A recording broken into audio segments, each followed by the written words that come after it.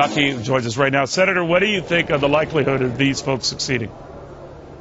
Well, you know, I think that we need to get to the bottom of this. I'm not sure about how the lawsuits will proceed, but I think that in order for government to gain its trust back, someone needs to be fired, someone needs to be held responsible, and if it was criminal, someone needs to go to jail. But I think it may take an independent investigation. So much confidence has been lost in government now through this that I don't know how they get their confidence back, and I don't care if you're a Republican or a Democrat or an Is an independent. independent investigation a special prosecutor? Now you got Lois Lerner, who is not going to be testifying, she's going to be pleading the fifth.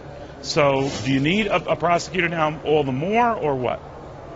Well, you know, if people are taking the fifth, how do you get the bottom? How do you get to the bottom of this unless there is some kind of special investigation? Also, someone needs to be fired. It seems to be impossible to fire a government employee. Still, no one has been fired over Benghazi. They were transferred. We called them up today. They still all have phone numbers and offices. That's the problem. People want government to be responsive, and if someone uses and abuses the power of government, they want that person kicked out of office.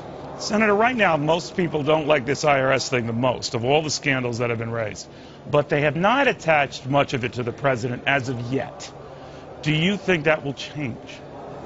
I think it depends on whether the president responds. He says he's outraged, and that's fine, but we want to see him do something. He needs to say in a short period of time that someone's going to be leaving, that the people responsible. He sort of says he's outraged, but like with Benghazi, his response was to transfer people around in the State Department. Nobody lost their job.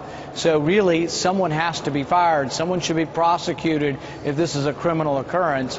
But I don't think the president, he's been kind of passive in all of this. He seems to be detached, and he kind of wants to show outrage but say, hey, I had nothing to do with it. I'm just the president. I'm not sure that's going to fly with the public. All right. Senator Rand Paul, thank you very much. It was his chief counsel of the president who did not go ahead and tell him about this.